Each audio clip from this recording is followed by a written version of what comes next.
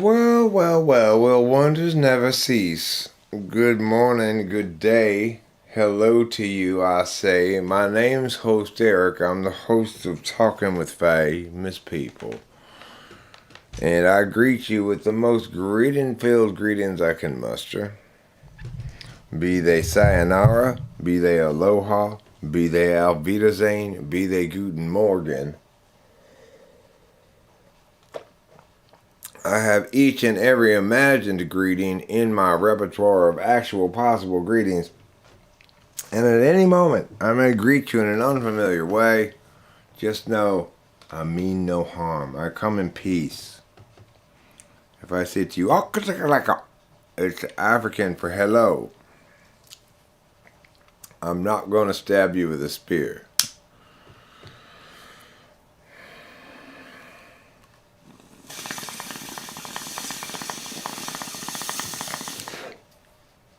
You might well ask the following question, and you might find it an important question to ask. You might say to me, Eric, why is it, sir, that you are once again live streaming? Isn't it 5:30 in the morning on Saturday morning there where you live? Don't you have plans for later in the morning? Why are you still, what's wrong with you? And those questions would all be entirely valid questions, of course. I say, son, get over here, boy. You a chicken hawk. You're going after the wrong kind of bird. I'm a rooster, you see. Chicken hawks hunt chickens, not roosters. For such a little chicken hawk, that chicken hawk sure did have the spirit of a warrior. He may have been small, but he carried himself like a gigantor of the chicken hawk people. Crossed with Skeletor of the chicken hawk people. Don't judge my love just because my lover is a giraffe. You love who you love. I love his long neck.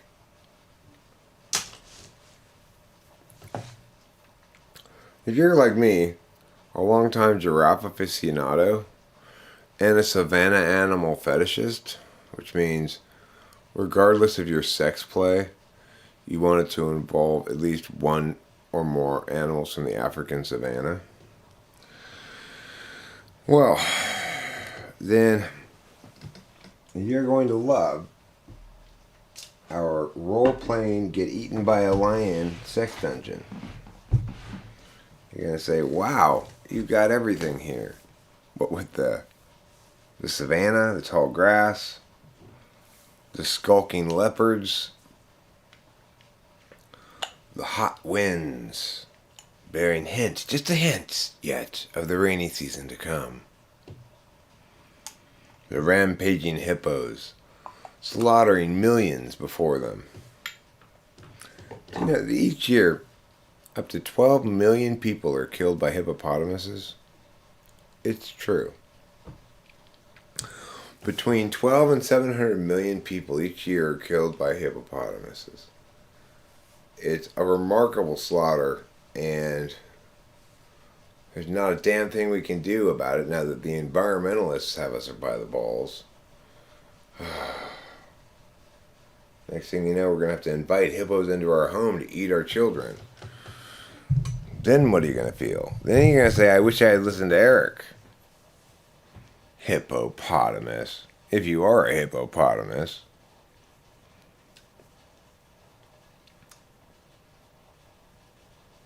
Hippopota, we're not sure, right? Hi, Andre. Just finished typing an INTJ lady. She was from Sweden. Nothing but lingonberries and shitty ass furniture all the way from top to bottom. She was an INTJ. She was textbook. Nice and easy, nice and concrete, nice and decisive, you know.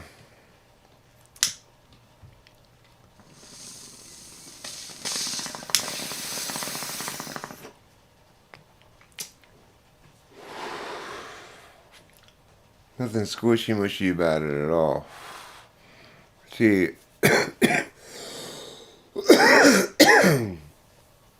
initially told me not to record it, and then at the end she said, as sometimes happens, I guess maybe we should have recorded it. It was a nice, clean textbook INTJ. All of her answers lined up perfectly with all my expectations. I'm still planning on going to bed, but, you know, action, right? It's like, well, am I going to bed?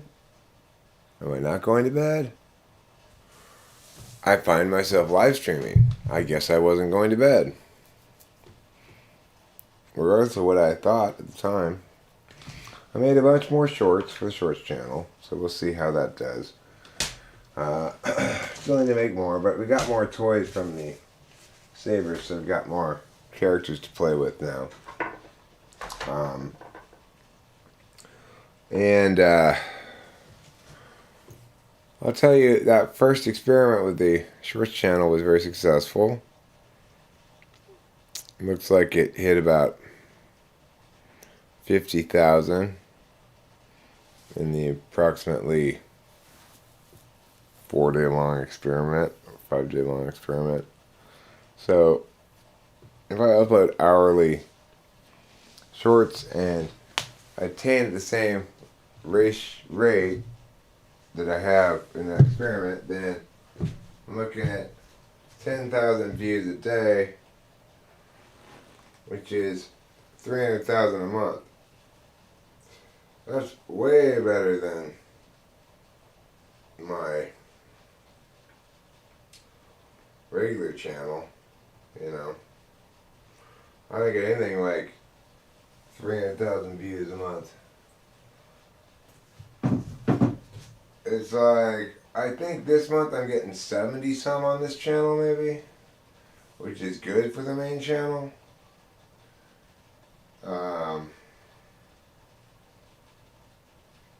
But when the main channel numbers are inflated with shorts numbers, then you're looking at 50,000 maybe a month. 300,000 a month in shorts channels views, if it continues, is 6 times as much as that. And also in that first 5-day experiment, I got 100 subs. So if that were to continue at that rate, you're looking at like 600 subs a month, which is enough to make me expel gas from my bottom in an alarming fashion.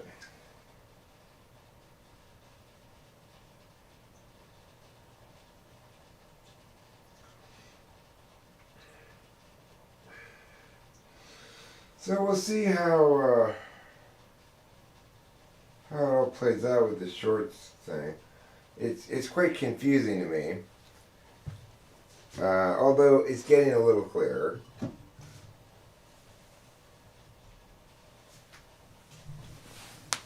But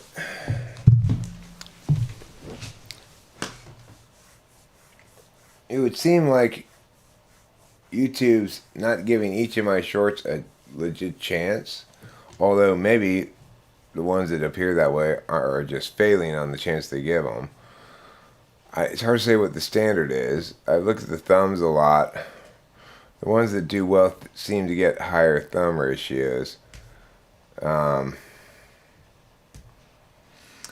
the one that got like 8,000 plus seems to have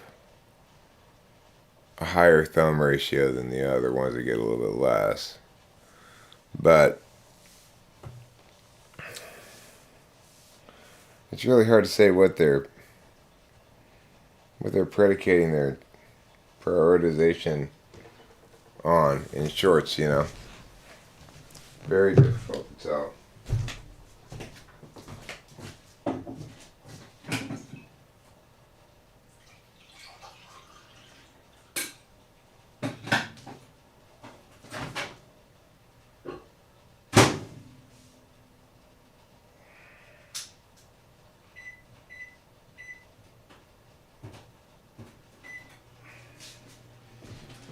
Okay, started a cup of coffee there.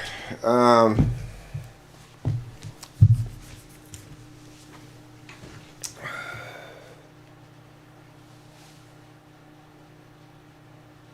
think I am generally pretty hopeful that, in actuality, the success of a given short links somewhat strongly to its quality.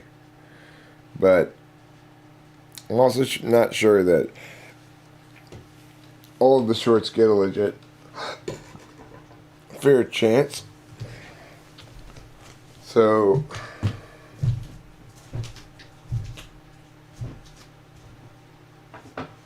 like, there's this quality of long videos that I can count on, which is certain kind of videos and subject matters and kinds of approaches are just going to get a few subs who are hardcore fans. Those ones maybe get like 80 or 100 views. That if I make this kind of video, I'll get meh kind of views. If I make this kind of video, I'll get meh kind of views. I've got pretty clear knowledge about that with the main channel, long stuff. But with the shorts, I'm still trying to figure that out, if there's really any linkage, because it either makes a shorts feed or it doesn't. If it doesn't really do anything. And if it does some. And how long it stays on the feed and how high it gets up, I'm not sure, but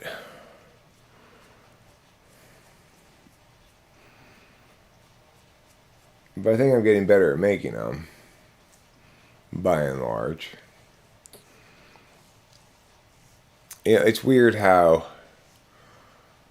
even in with a 15-second time limit, it's a struggle to balance. Well, it's a struggle for me to stay introvertedly intuitive about it. You know, like, how many lines do you really need by the character? Is it just one line? Is it 2 lines? Do you need more? You know, when you include more than 2, you're probably overstuffing the storyline for a short. You want all the things to be spoken in as concise a way as possible, generally. The timing of the dialogue has to be right. Gotta look pretty nice. I usually put one of the filters on it that makes it pop a little bit more. And what's not so important with shorts is, I think, the title and or the other metadata kind of stuff. So,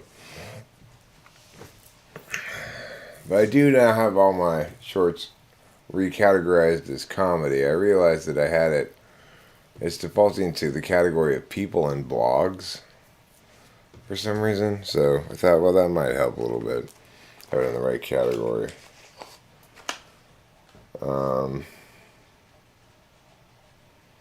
You know, I really feel like I'm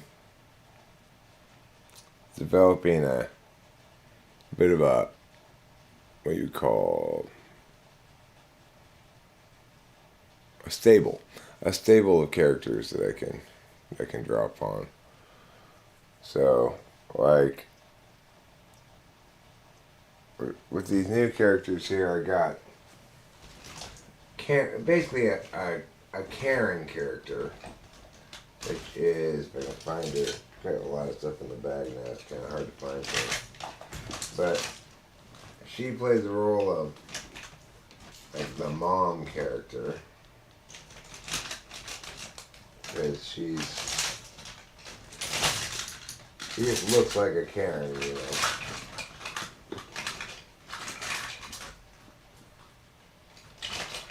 I forget her.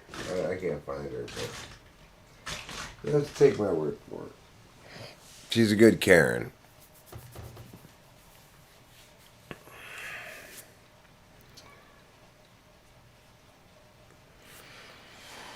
Well, you don't really click on it in Shorts feed, you know? If you're riding the YouTube Shorts feed, you're just scrolling up and either thumbing, liking, disliking, or just bypassing. And so, they do perform as regular videos as well, according to that kind of thing. So, presumably, if you wanted your shorts to also have a good live performance as regular videos, then you would definitely want to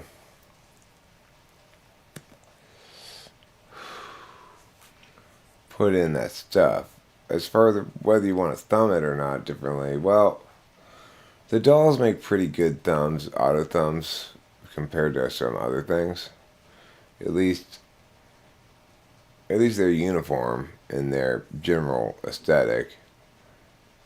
I mean, I like the way the shorts channel looks. Although I want to replace my circle picture, but it looks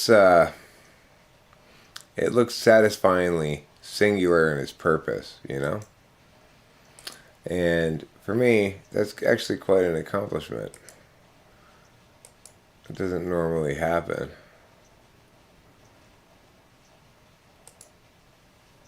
But it looks like I finally successfully launched and am sustaining a second channel. So let's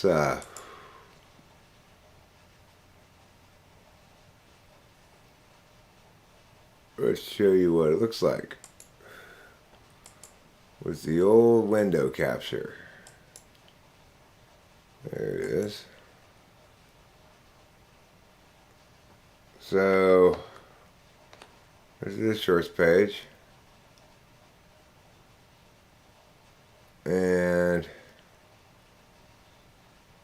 latest shorts.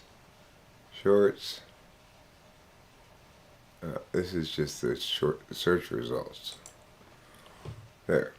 This is the page. So you see it's got dull shorts and then shorts. These are the same playlist, but you can look at it in either format, you know.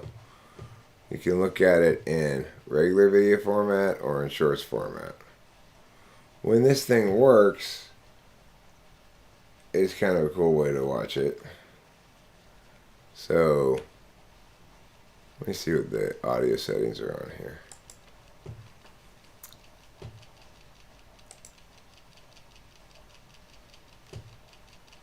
Okay. So like this.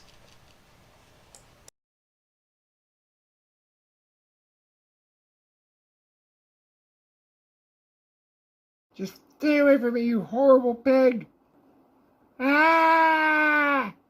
Just stay away from me, you horrible pig! Ah! Just stay away from me, you horrible pig! Ah! Just stay away from me, you horrible pig! Ah! Hi, I'm Megan. I'm a mermaid.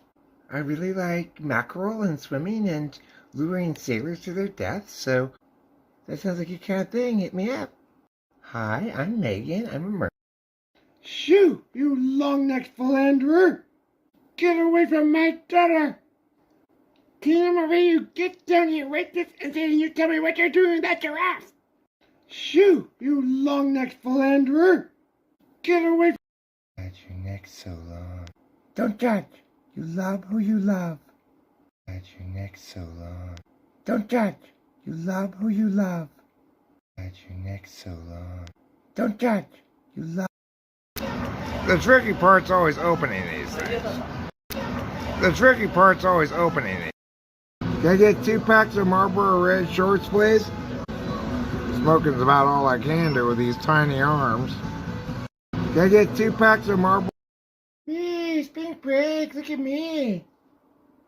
Tina, is that your mom?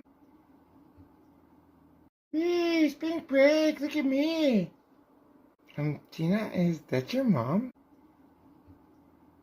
Hey, Spink... I am a man who will wait at McDonald's. Well, the only childhood game I really enjoyed was Me Me Goose. Quack. The only childhood game I really enjoy.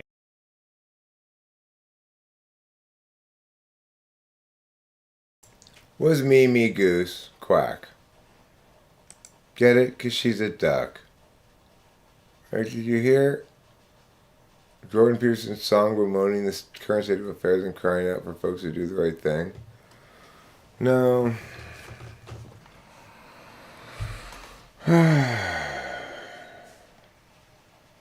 I didn't.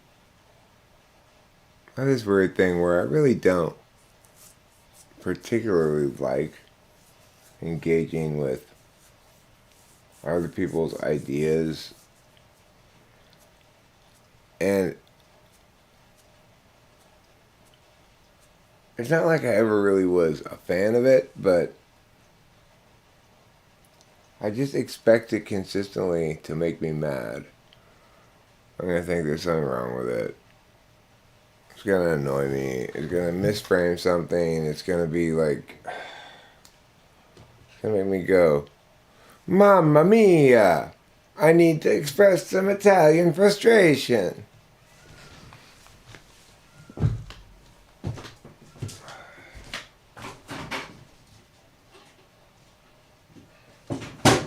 I will say this.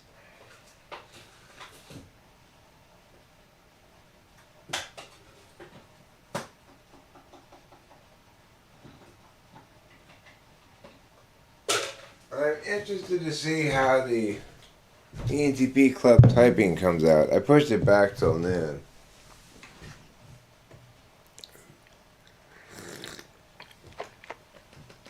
I do not think he's going to turn out to be an ENTP. That'd be the sort of thing you could take bets on, you know?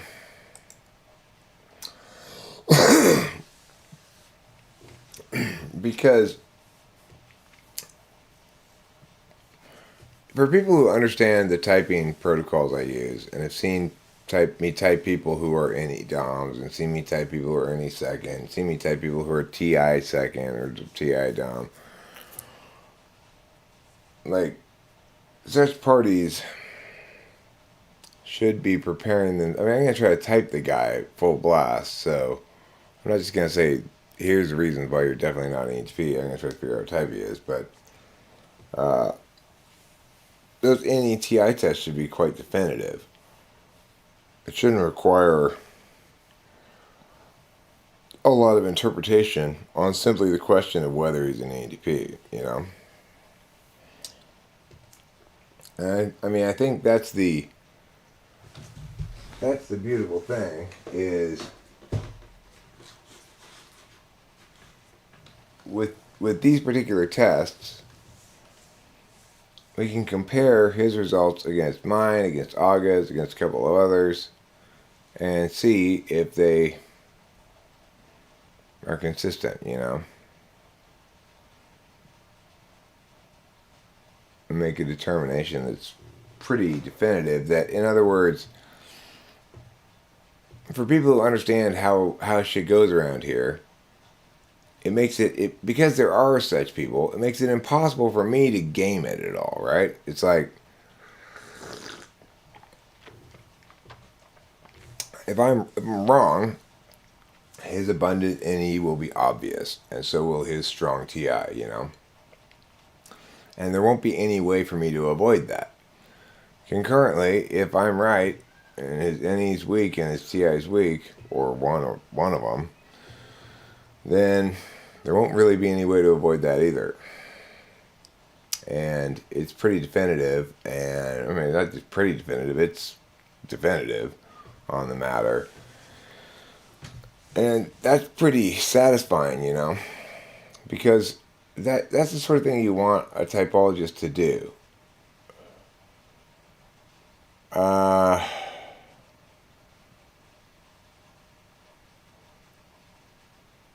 I'm not sure if he's ISFJ at all. Since I said that, I started thinking he might be ISTJ. But he still might be ESFJ, I don't know. Might be ISTJ, might be ESFP. I don't know what he is. We'll find out, you know. I'm curious. But it's like, that's the thing. When people come into typology and they get typed, naturally, they don't initially understand that there's a way to definitively, at least potentially, eliminate the type they've been told as possible, or in some cases confirm it, you know. Obviously it's easier to definitively eliminate than it is to definitively confirm, but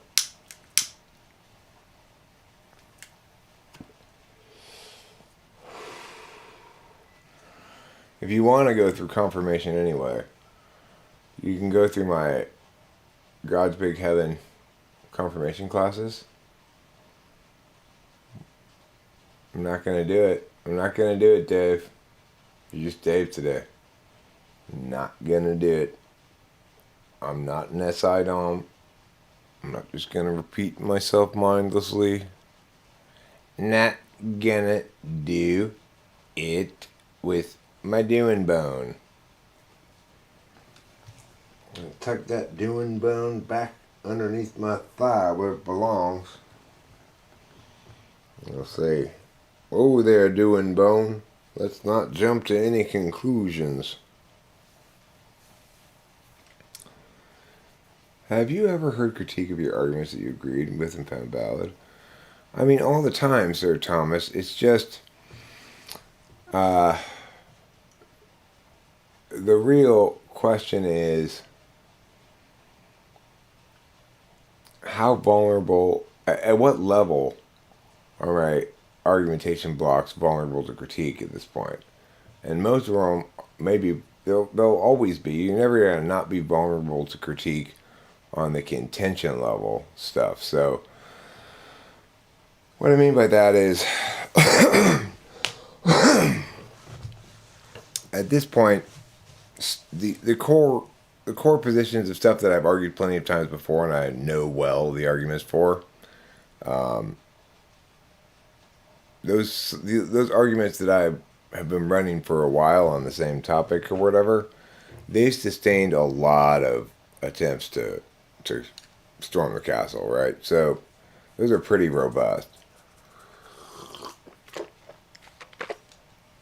Obviously, newer stuff's more subject to my being wrong or going with my gut. I try to think things out a bunch before I actually go public with it. But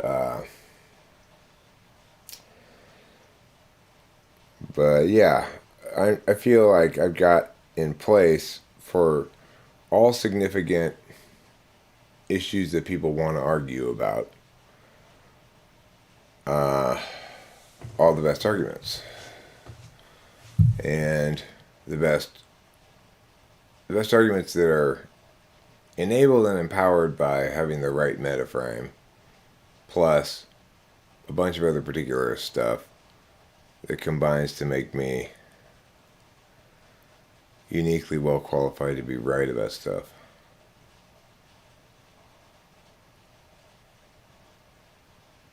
Of course, people don't want to hear that. Makes them find me arrogant and off-putting and such. But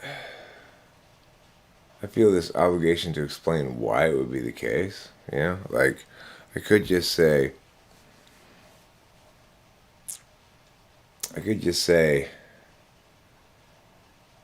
it doesn't happen often if they're critiquing something of significance. But,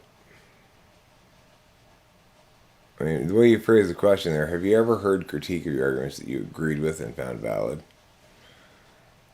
is mostly neutral, but suggests a starting spot of my not having been open to correction and from your field of reference or your field of experience or data or something. Did that insane guy ever leave you alone in the microwave? Yeah, I mean, as far as I can tell. I I never felt like I was actually harassed. Just for the for the record, I pointed out that what he was doing would could in fact be considered harassment or constitute harassment, but I I never felt alarmed at any point. When you are type testing another EHP, do you focus more on TI or NE? Well, I mean, in this case, at least I've got a clear starting spot. The guy claims he's an EHP, thinks he is, and or was typed as such by his kid. So I'll start with the TI and E stuff. But I could just as easily start with the SI stuff. So what I mean by that is an EHP is very predictable in their test results. They're going to score well on all the testable parts of SI.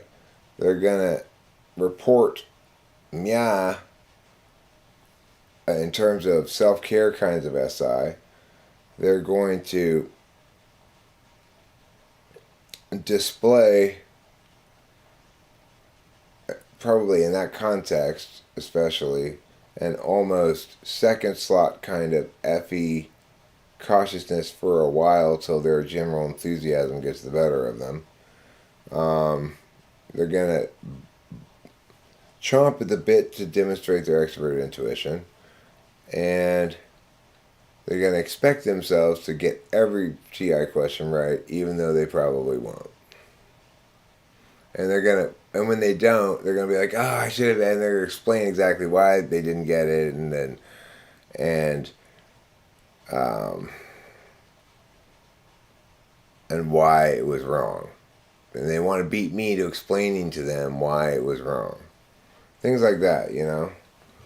Very, very predictable. Um, as far as when you ask them about TE or SE stuff, you can predictably expect an HP to voice a weird mixture of TE sounding frustration with the world and a frustration with TE in the world. Like a resistance to kind of structured, coordinated goals kind of things, but at the same time being very critical about shit that's done stupidly. You can expect an EHP to basically shut down and lose all ability to speak if you really start to ask them about what their feelings are and make them really reflect on it. And then lastly, or maybe not lastly, but you can expect when you ask an EHP to tell you about a time where they took some kind of action when they should have talked, and they'll have trouble giving you an answer if you press on them about how they know what they're going to do later or something. They won't have any kind of answer for you. They'll be able to demonstrate equal capacity in both NI and SI for the testable aspects of them.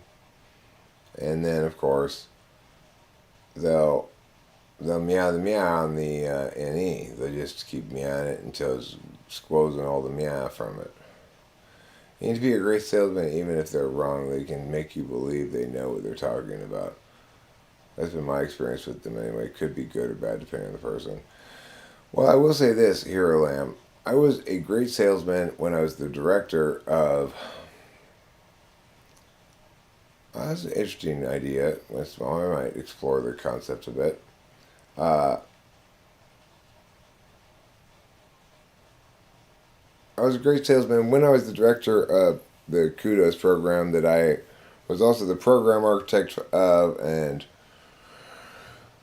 basically the assistant principal who did all the stuff that wasn't marketing.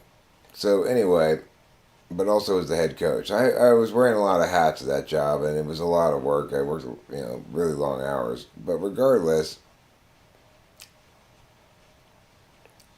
when I was there, if the boss was having trouble closing a client, she'd send them into me, and they'd like I had a close rate with salesmanship people of something like 95% or something. It was crazy because I truly believed in what I was selling them. I truly believed in debate as the most powerful education paradigm. I had a somewhat less nuanced understanding of the students and people and life in general back then because I didn't know about cognitive functions and I was lost myself in a variety of ways. But I did believe in the power of debate and I believed in the power of me to get their kids to win better than anybody else could get them to win. And I just would explain all that stuff to them in a very matter of fact tone because I didn't care really if I sold them or not. But I also knew that there's a waiting list, and I was curious sometimes to try to bring their kid in. So, because I'd say things like, you know, it's the best possible education paradigm, but it doesn't work perfectly for everybody, and it kind of depends on the kind of kid you have. Of course, if you got the kind of kid with the right kind of mind and who's going to be a good debater, because I was reading kids by like personality type in some way, but except I wasn't thinking anything about personality type. I was just thinking about debater type, right? Like, is he the type of kid who's good at debate or not? Basically, I was looking for intuitive thinkers, and and I'd tell them like, you know, of course, if your kid's a scrub, you probably don't want your kid in here anyway, because it's gonna be too hard for them. So if you want to bring your kid around, and I'll talk to him for a few minutes, and I'll tell you straight up, like, he's a scrub, don't bother. Or, okay, I'll talk to Laura about bumping this kid to the front of the line. I want him in my team right now. And so that's part of the reason I was able to be so successful as a coach in that program is I got to cherry pick the best kids from the lower level classes, which worked quite well. And there's waiting lists to get into my class. The ones that I was coaching directly, the public forum classes, there's a huge waiting list. And um, if I thought your kid was really good, I'd bump them to the front of the list, you know.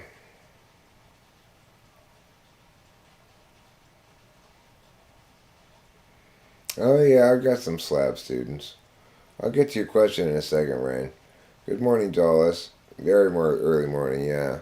This is actually the nightcap for me. I don't think it's going to be a particularly long stream, but I felt like winding down with a little chit chat about the evening. Typed an INTJ woman tonight who didn't want to record, and then at the end said, "I wish we'd recorded, of course." Um, Let me answer Rain's question first. It's a little bit easier to answer. What do I think of the actualize.org channel? I think God provides resources for all kinds of purposes, right? And God said, some people really like to mock and just generally shit on things. So they need some really terrible things to mock and shit on. So here's actualize.org. Oh yeah, this video has changed. Oh, I forgot to mention. Well, it doesn't say in the title what's going to happen, but if you watch one video this year, then pick a different video. Don't watch this one. Oh boy, you made a poor choice. Was that misleading? Did that suggest you should watch this one? Oh gosh, yeah, I guess it did. Is God an idea or a literal being, do you believe? I don't have a position on questions like that. I know that when I pray to God, I exercise faith.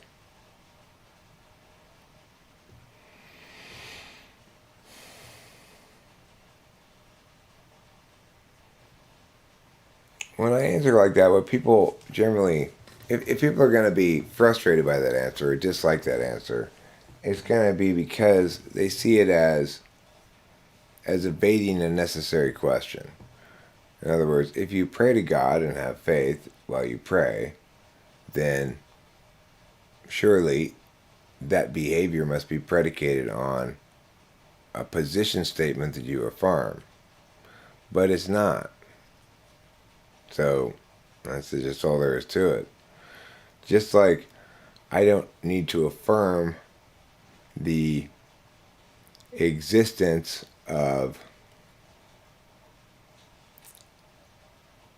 magic to toss a coin into a wishing well and make a wish, nor make any other position statements and affirmation to it. So with faith-based prayer.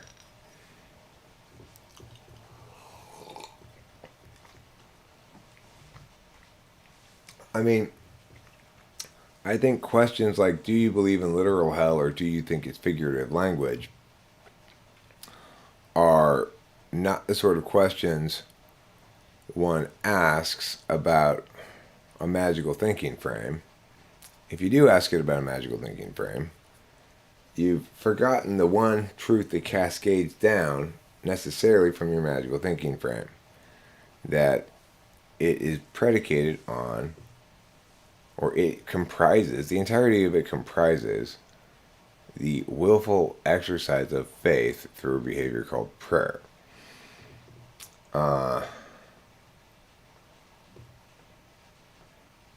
Put it this way. In none of my praying to God has this subject ever come up.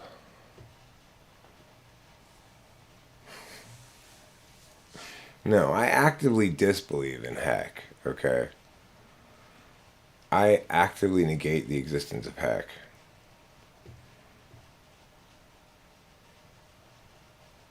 How did my good evening get repeated? Oops. Oh. Now you feel dumb, huh? You repeated yourself. You were less than entirely original in everything you said. Shame on you. Don't you even know how to use your own tool function? Dance, monkey. Delight us with your originality. Do you believe in magic in a young girl's heart? I don't know. I've never looked inside one. Possibly there's magic in there. It's hard to say for sure.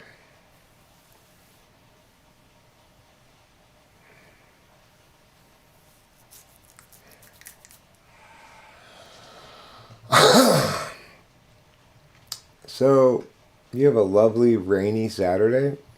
Lucky you. You know, we could go for some more rain around here. It's getting kind of hot. It's getting hot in here. So, take off all of your clothes. Everybody. When a song as famous as that one gives you a command, you have no choice but to obey. It's one of those songs that's co-opted the language itself. Anytime anybody naturally says, it's getting hot in here, someone else nearby, or themselves, will say, so take off all your clothes. Because, just like, if somebody starts a sentence with, yesterday, someone else is going to go, all your troubles seem so far away?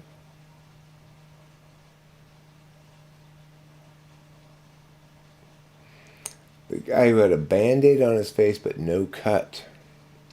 It was a stylistic Band-Aid. Okay? It represented the wounds that he constantly needed to cover with Band-Aids. It didn't cover a real wound because it was symbolic, okay? To be symbolic, he had to make sure that one spot never did have a wound. Otherwise, his symbolism would turn into realityism, and then everything would be all fucked up.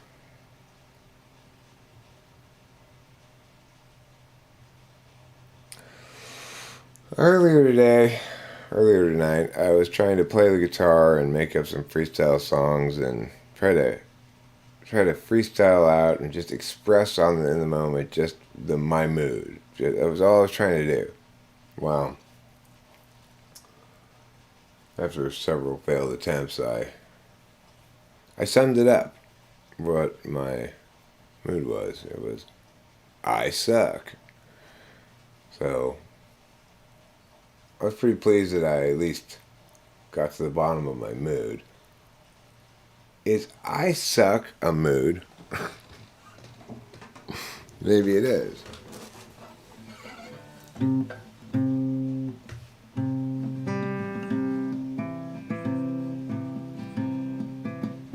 It's getting hot in here, so take off all of your clothes. So hot in here, you're overly garbed, my dear, so take off your clothes.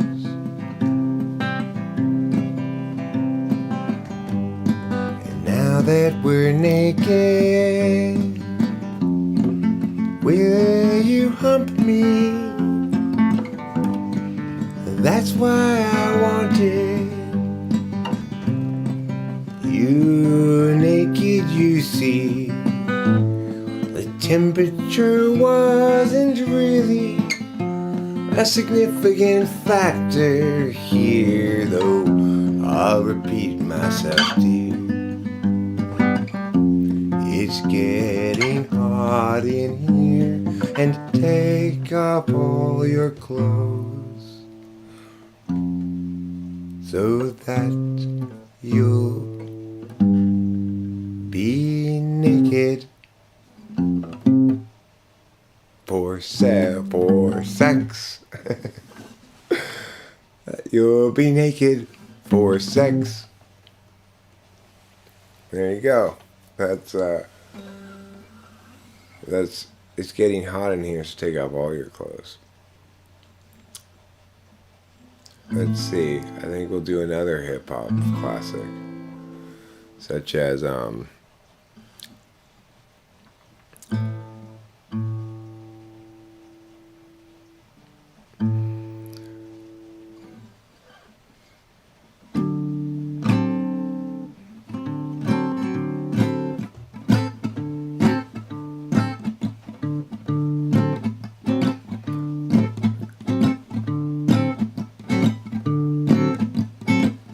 Go shorty, it's your birthday. Go shorty, it's your birthday. And we won't give a fuck 'cause it's your birthday. Bottle full of bug in the club. My name's 50 Cent, give me a hug. I'm into having sex, not into making love. Although in a pinch, I'll accept either. If you want it tender and sweet, perhaps 50's not your man meat, 'cause he's into sex, not making love. Bottle full of Bub, 50 in the club. Shorty, come and give me a rub, 'cause it's your motherfucking birthday. Shorty, it's your birthday. Don't you know we're gonna party like it's your birthday? We're gonna drink Bacardi like it's your birthday. 'Cause go shorty, it's your birthday. I'm 50 Cent and I'm hanging in the club. It's my cousin Eminem, and you know I get plenty of groupie love with him. Even though I'm 50 Cent, and that's pretty pretend, ain't pretty good with the chicks and stuff. I got a lot of gangster cred, and well, I'm also a pretty good rapper. Listen to me go, he's awfully quite dapper. Yeah, it's a bottle full of bub in the club. Go shorty, come and give me a rub. I'm into sex, I'm into making some love. They call me 49 cents, no, 48 cents, no, 47, 46, 45, 44, 43, no, they call me 50 cents. So that's my rendition of Go Shorty, It's Your Birthday by 50 Cent. I call it an almost exact replica of the original. See what other hip-hop songs I know could do, yes.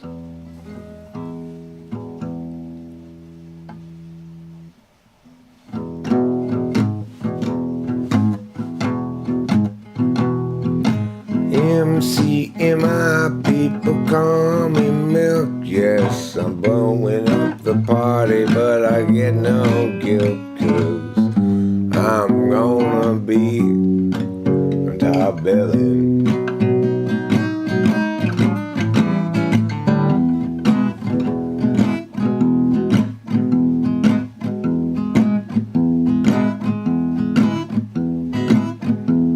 I'm going to jail for MC assault, because I like to rap a lot and attribute fault to the other guy. That's why I watch him cry.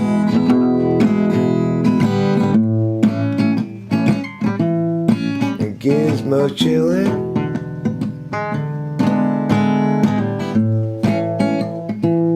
and I'm also chillin'. Top billings, what we'll get out of you too, yeah, we're the best. I'm Milk, Gizmo chillin', what more can I say? Top billin', yeah.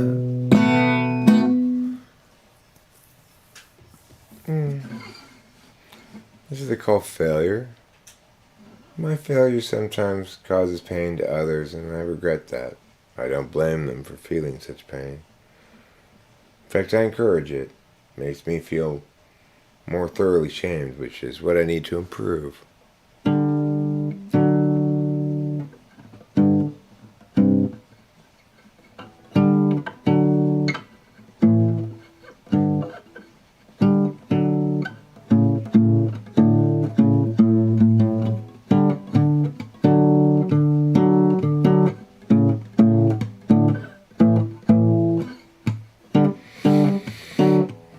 1989, I was 18, you were 16, you were looking fine.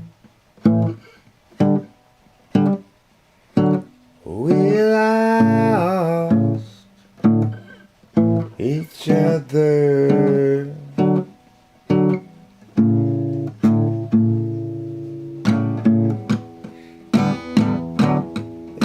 Wanted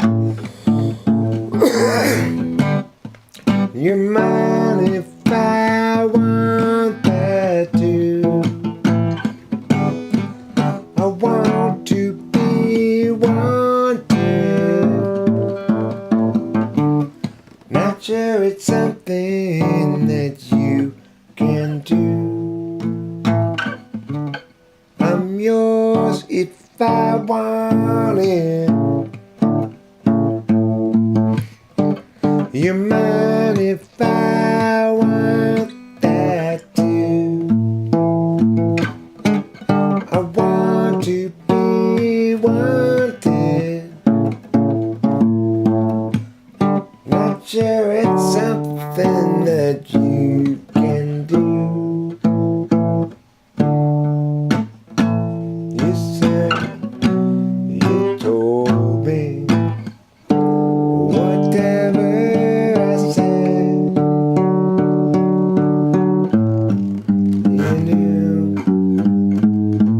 would reverberate in my head.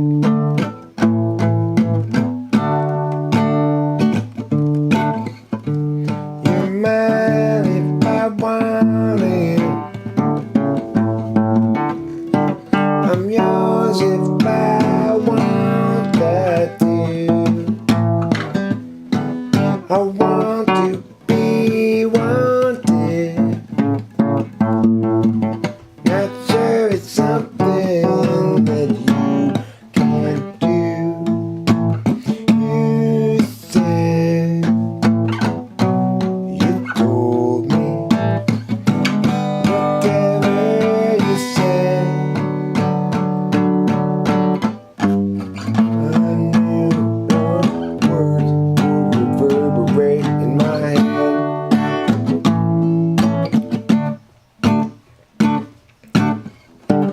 1989, I was 18, you were looking fine. We lost each other.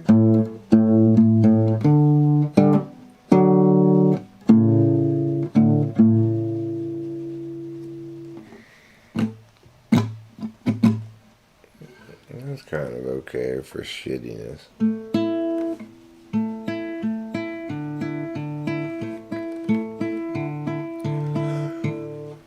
If you like things that are shitty, then you surely love that. Assuming your like of the shitty exponentially increases with the shittiness fact. 'Cause that was very shitty. I guess I ought not assume that your liking of the shitty extends and breaks into booms of loving things that are terribly shitty, like the thing before.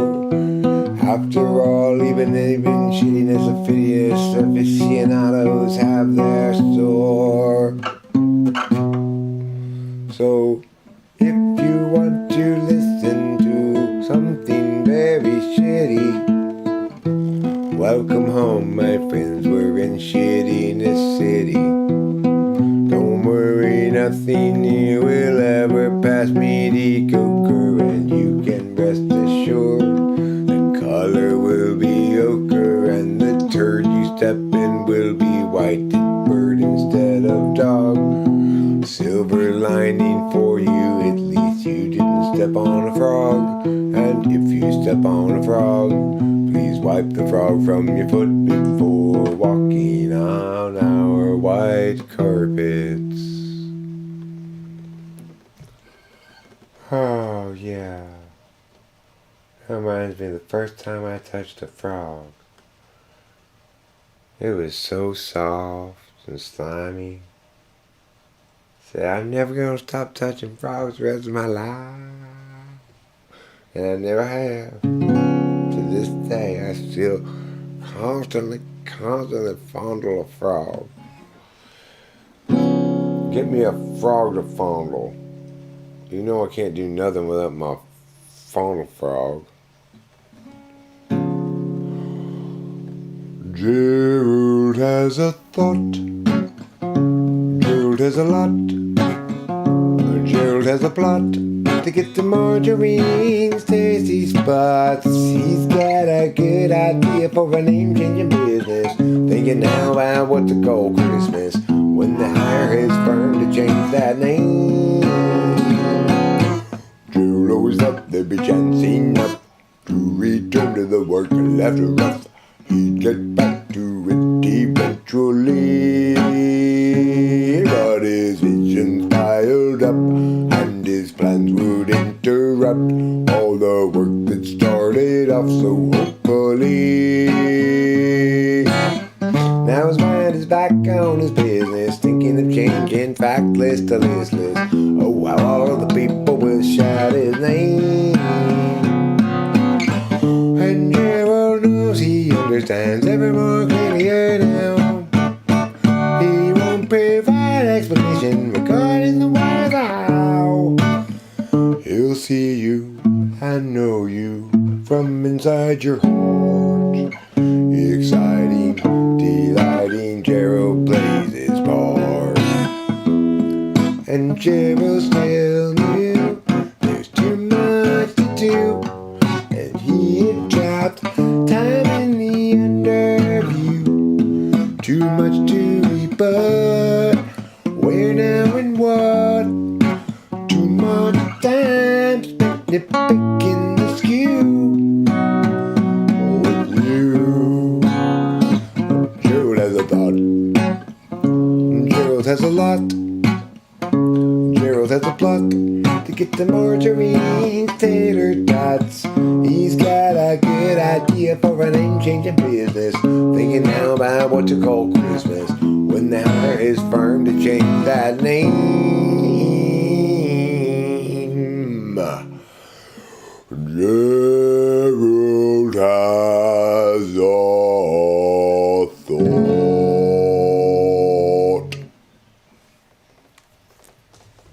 Oh, what's all that? Look at you fancy sing, man. Look at you with your fancy singing. You're gonna win fancy sing award. This year I have to win the fancy sing award. You're the fanciest singer in all of Christendom. He's Gregory in disguise, hands in his pockets. Now he's walking down the drive, averts his eyes. He doesn't want you guys to realize that he's Gregory in disguise, hands in his pockets. Now he's walking down the drive, averts his eyes. He doesn't want you guys to realize that he's Gregory in disguise.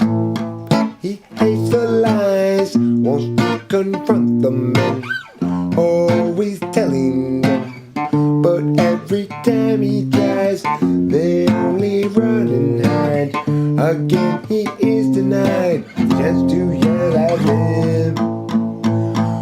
He's Gregory in disguise, hands in his pockets. Now he's walking down the drive, averts his eyes.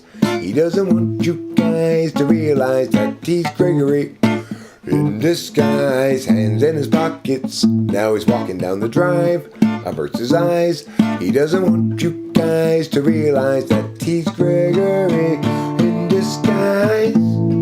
He hates the lies, wants to confront the men, always telling them, but every time he tries, he only runs and hide. Again he is denied the chance to yell at them, till the bridge brings a new approach. Sneakily he'll try to encroach upon the guilty, then perhaps he'll get the chance to yell at them. He's Gregory in disguise, hands in his pockets. Now he's walking down the drive, averts his eyes. He doesn't want you guys to realize he's Gregory in disguise, hands in his pockets. Now he's walking down the drive, averts his eyes. He doesn't want you guys to realize that he's Gregory in disguise. What is he in? What? Shut up, Mom.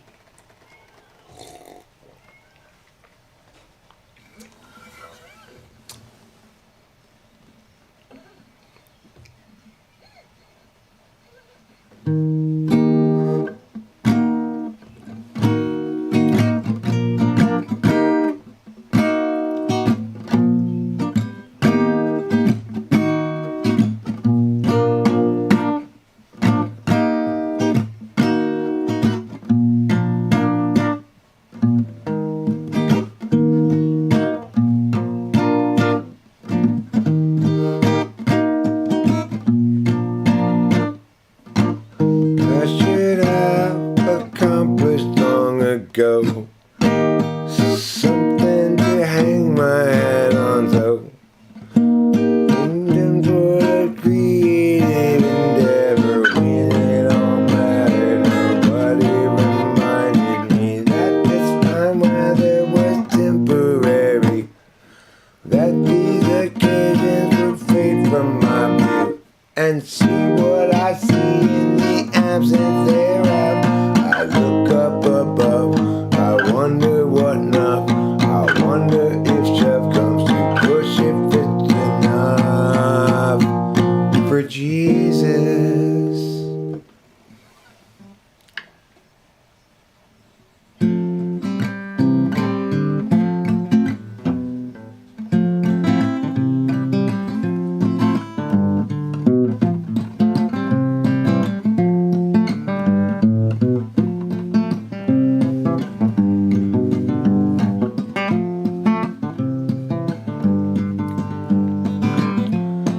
Jesus isn't too demanding. He requires so little of you.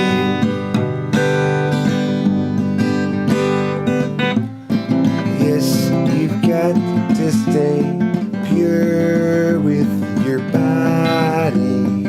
If you're a girl, at least, that's what's really important.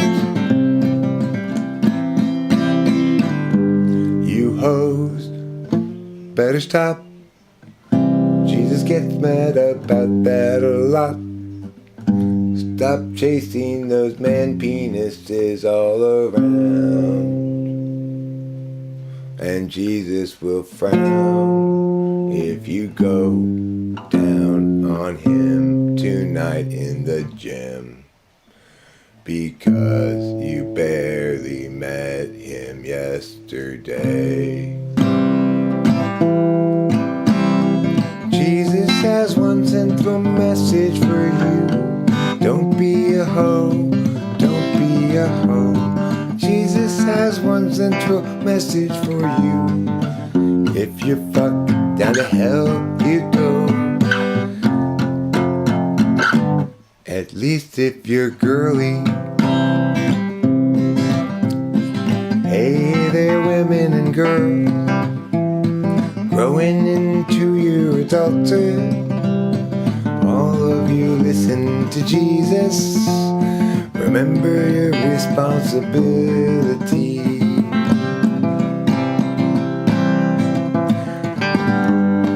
Keep your knees closed. Don't be a hoe. Jesus ain't having sluttiness though. Girls stay pure. Long dresses and fur coats with metal latches, making us safe inside. And place your two hands in front of your puss for extra protection.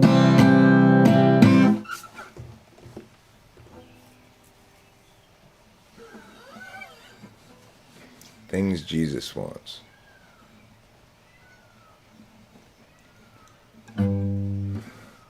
Yeah. If you don't eat meat on Fridays, Jesus will be mad. If you don't get some ash on your forehead for his dad on Ash Wednesday, he'll be mad as well. That means you go to hell. And Jesus doesn't want you to have dirty feet. Just like how on Fridays he disallows meat and requires fish instead. Don't matter if you got it in your head, the fish is gross. Hey, are you picking up that stone? I hope that's not something you've thought of throwing. No, Jesus frowns upon that. In addition to not throwing stones, leave Caesar to Rome. Leave the Rome to Caesar and its due. If you want to do what Jesus do, you should. Jesus disapproved of charity. Jesus just approved of everything, just about. Jesus disapproved of you and me. Jesus disapproved that they out enough. He insisted they be more pious, see, more pious like Jesus himself. And gee, who could deny him? He was Jesus, and who had him? A means of convincing the people.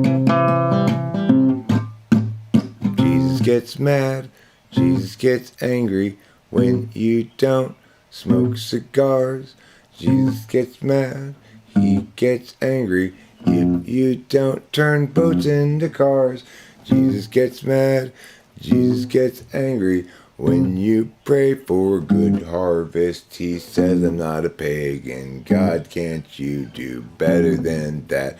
You're civilized now, you should know that the heavens won't provide by asking of them for more rain. So hide your mystical ways behind this veil of monotheistic entail. We don't allow no idols and stuff, no rain dances. Now that's enough.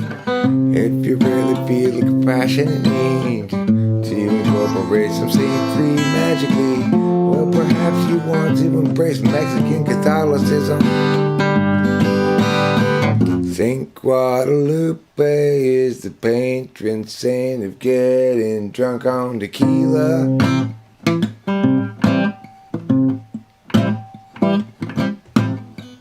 She conducted a miracle, drank a half a liter still, woke up with not the slightest hangover. No dispute from any of the papal authorities. That was miracle material, miracle material they ever did see. Yes, Saint Guadalupe, the tequila never gets hung overnight. Her, she's got a power to drink it down like the hombres. Once she won a drinking contest with the son of a horse, which was a mule, I guess, 'cause that horse had humped a donkey friend. The mule was famous for packing them in, could put away 6 packs. Then again, I have a liter too of tequila when he was done with that. He had margaritas and then go out home and just sit out back and say, I'm not even a little bit tipsy. I'm a mule and I'm heavy as shit, see. But nevertheless, what would happen? The opponent of the mule would happen. He would win and everyone was clapping, saying, wow, you beat that mule. Unfortunately, the hero of the story got alcohol poisoning in the contest, and now he's forever going to die of alcohol poisoning. 'Cause even if he recovers right now, his liver got shot to hell, and wow, what a tragic story this turned out to be. I have no idea what I'm even doing or talking about or thinking. All I know is this. Everywhere I go, I'm coated by a thick, glossy sheen of failure. That's what I know for sure. I don't think this song is a failure, though, so maybe playing it will make me feel better. It's a very cloudy day in Los Angeles. And today we run out of time. Struggles past, troubles still to come. The day is nearly done. Will someone buy us some more time?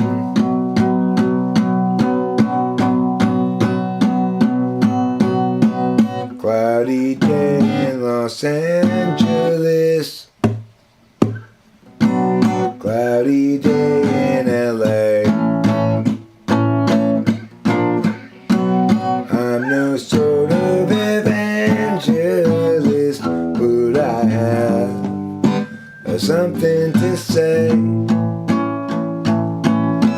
Life can strangely be forgiving to those who stay awake on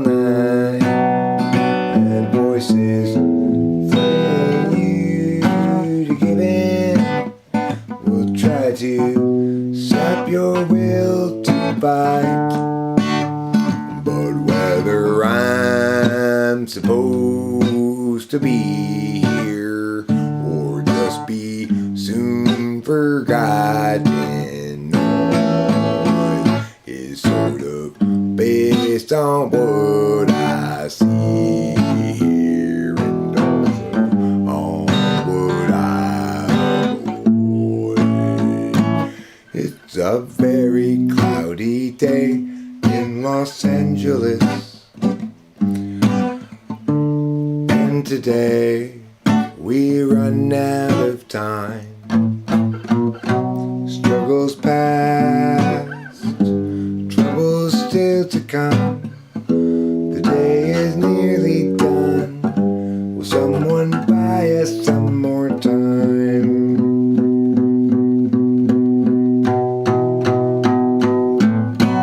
Cloudy day in Los Angeles, cloudy day in LA. I'm no sort of evangelist, but I have something to say, something to say. That was pretty good. That was very good. I am getting sleepy. I'm getting sleepy like this.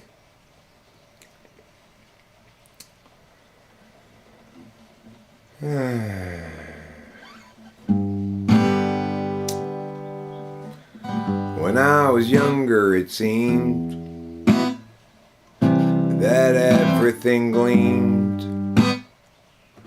I don't know what happened to me, but I've lost that sense of urgency, and I don't think that I'll ever see it again. If you follow my lead, you'll discover I'm loster than you, and you'll want to know the way to get back out to wherever it was you thought you knew.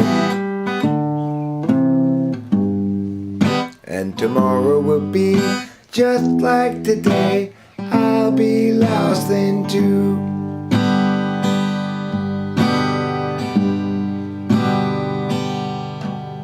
It's a matter of mood as much as a matter of will. And the things I do and the direction I point to still seem a part of me, though departedly. And I wonder if I'll ever see them again. Bum-ba-dee-da, ba-dee-da-dee-da, bum-ba-dee-da, da-da-do. Bum-ba-dee-da-da-dee-da-da-da, bum-ba-dee-da-da-da-da.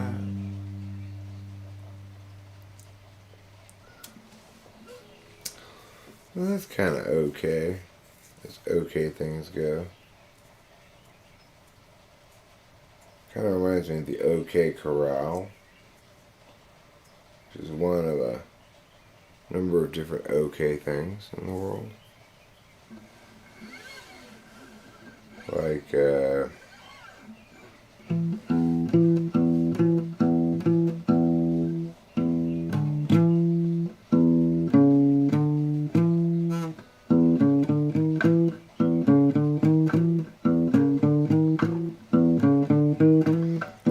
is okay, I guess, if you like things that just go kinda like this. This is okay, I guess, if you like things that just go kinda like this. Yeah, this is okay. If you're fine with something that just goes like this, is what I'm saying, it's fine. If you're satisfied, but I don't know why, 'cause this is okay, only if you don't really care which what you do. This is not okay by anybody else's standard. It's a good point. It's important to make those kind of points in song.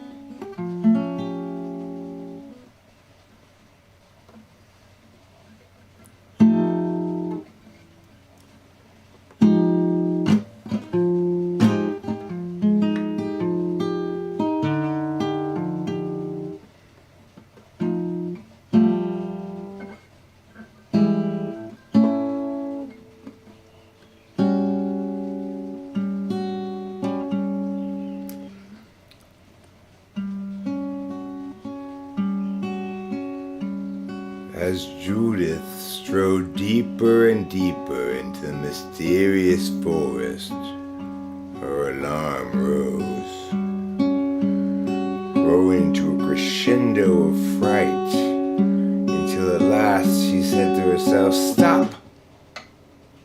You've got to catch your breath. Lean against this tree. Learn to love the nature's ways. Feel the feeling of the bark against your skin. Isn't it sensual?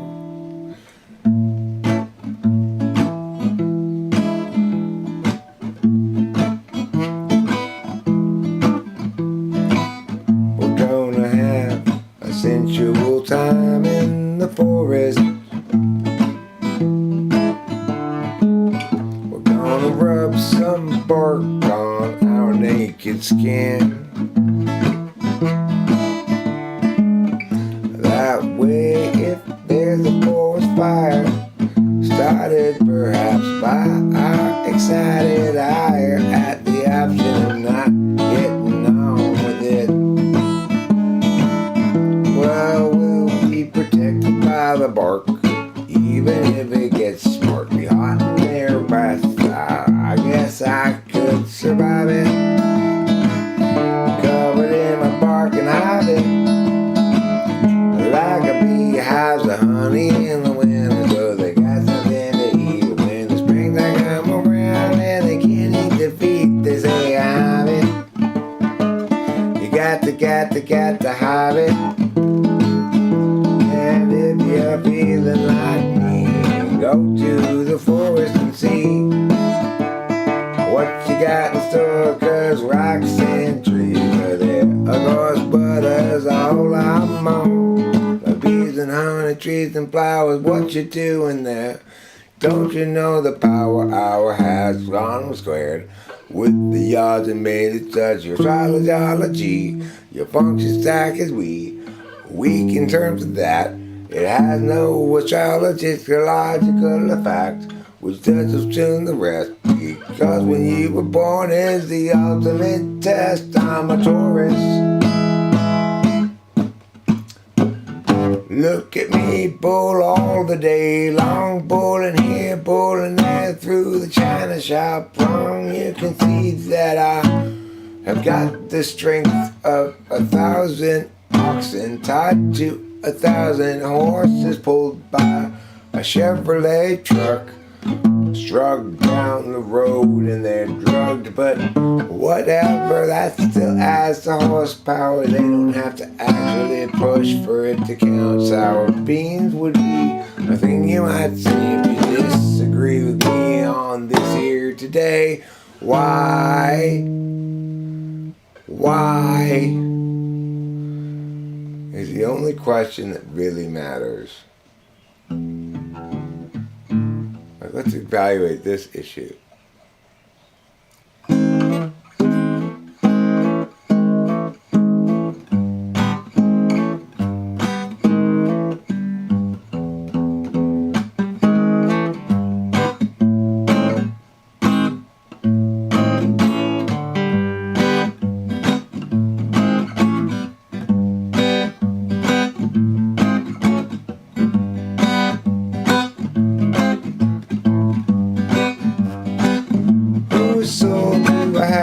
to sell to make this particularly well put together in a song and catch me some lightning in a bottle.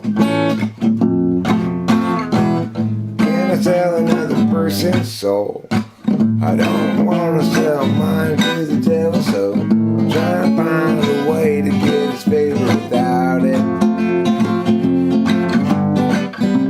He sent me a letter, said I doubt it. It's gonna be possible.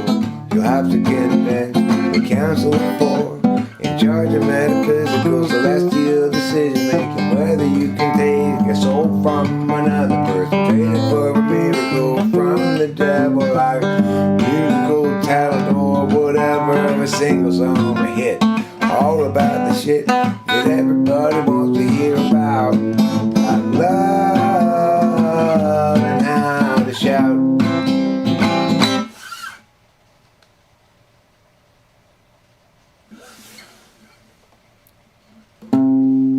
Fuck you, guitar. Fuck you, guitar. I don't feel like you're my friend right now. Fuck you, taunting me with how stupid I can be. Fuck you, guitar. You're not my friend right now. Hey, Eric, maybe you shouldn't talk to me like that. After all, you like playing me, it is a fact. But not right now, I don't. Why? Because you suck. But you're making me suck. Stop blaming your suck on me. I'm just your guitar. I can't suck for you, G. You suck all on your own. And now, since you try to shit on me, you're all alone.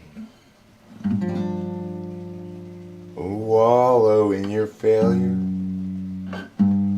Now that you're all alone, you don't deserve any company of any sort. Not when the failure cuts right down to the bone.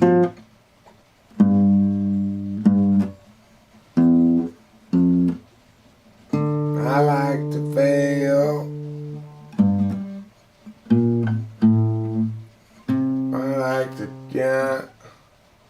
And then I like to fail.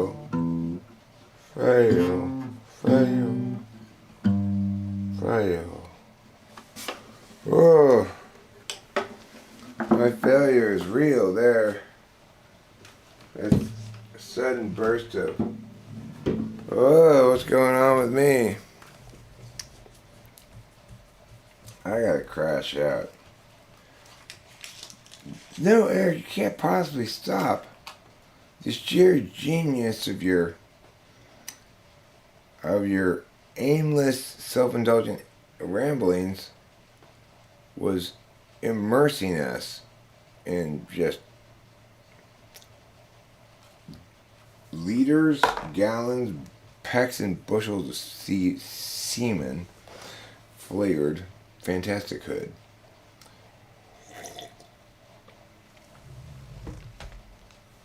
Wait, nobody was saying that? I could have sworn I was. Surely heaps of praise were being heaped on me. I guess I must have gotten that wrong. Let's see what is going on in the old chatteroo.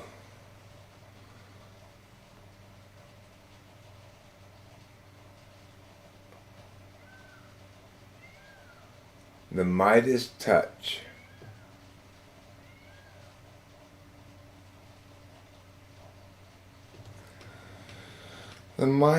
The media's touch just uploaded a video with a title about the mega trolls who troll them. Oh geez, will that video get trolled? Lol, make America great again, stop the darn trolling. Maybe I have to watch it. Maybe it sounds like I might want to troll a little bit. Churchill equals ESTP. Well, I think that's great, Boba Fett. I mean, you did inform me before the stream that you wanted to practice being wrong tonight. I assume that's what you're doing in this instance. You're getting it right in the sense that you're being wrong. Yeah. Churchill was an ESTP. If my penis is president of Guatemala. If my penis is the president of Guatemala, then fine. Then fine.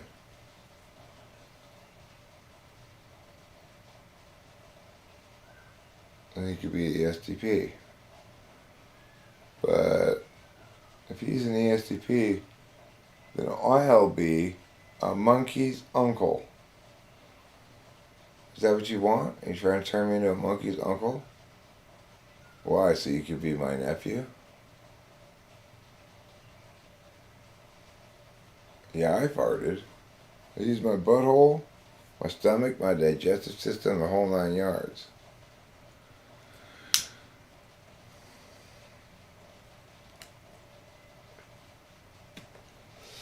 I'm a man who doesn't believe in holding in his farts. No. Those things need to be farted right out.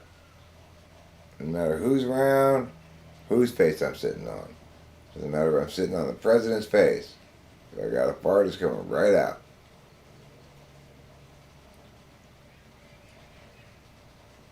Pressure me from the system. Go ahead.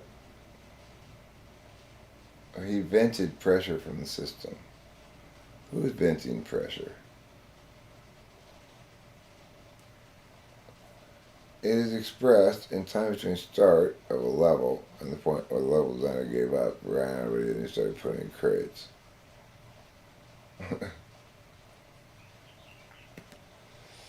Well, what he should have done is gone to the design meeting right off the bat and said, look, my vision is very, very crate heavy, just to let you know.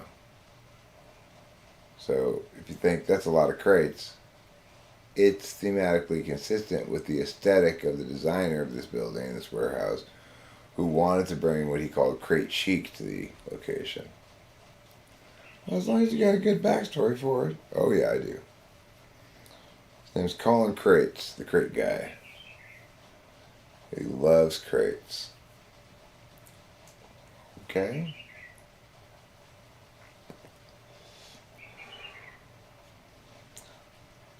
He's got a bumper sticker on his car that says, why be grating cheese when you could be crating cheese? Which is wise words, really.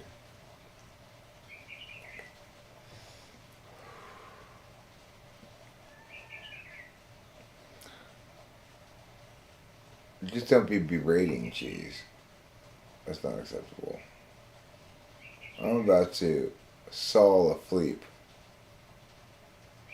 Why trolls but not supporters? I have to watch that video. I'm curious about it now. But I gotta go to beds first.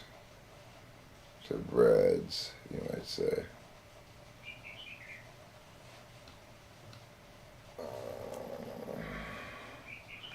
I guess I should email home Friday and tell him we gotta push it back again. Because I'm going to bed soon, which means, what am I not going to do? It means I'm not probably going to make this noon appointment I have.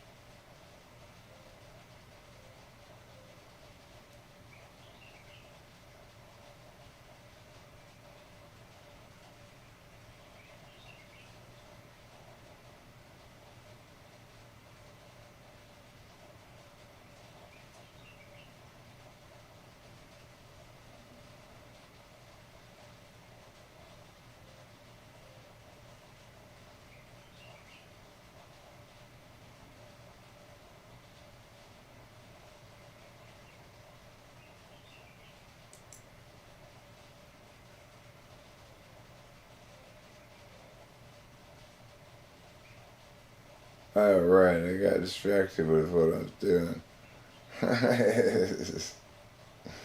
Silly Eric.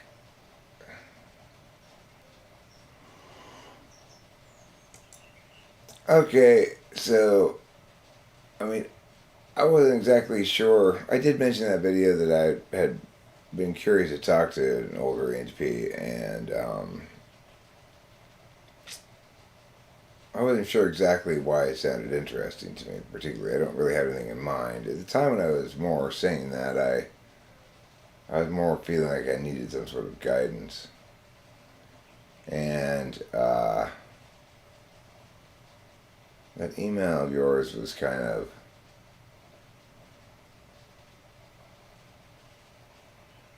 a little frame grabby. I never expected you to pay me or anything, but that wasn't on my mind at all. I just thought it would be kind of a casual conversation, but there's a lot of stipulations there. Yeah, it's a little,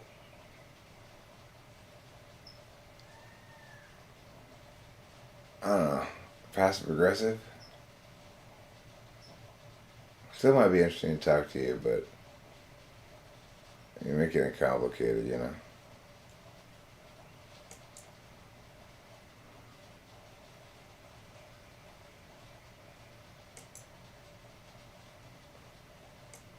Okay, so there. Now I'm done.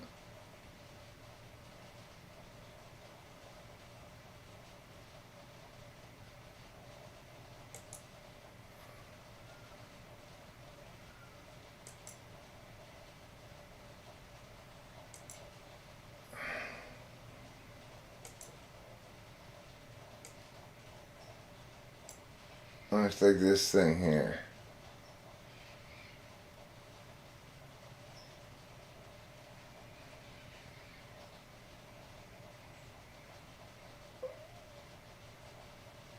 Your oscillation between being logical and lucid to seemingly lacking personal insight and being publicly boastful intrigues me. I mean, the thing is, I can see how somebody would see being publicly boastful as a legitimate critique of me, but if I appear to you to lack personal insight, to not understand myself, or to somehow be lost about who I am or where I'm supposed to be or what I'm doing or something, if I seem to you to lack personal insight,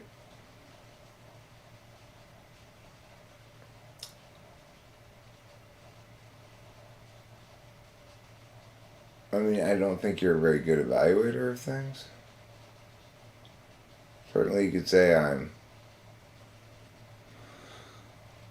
an odd combination of intellectually robust and silly, and certainly you could say that I periodically come across as boastful. Almost always, it's because I've decided to give a correct answer to somebody that's self-aggrandizing. I could try to craft it to be less so.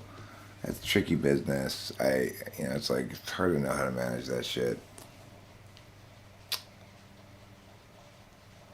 I try to be cool or whatever, but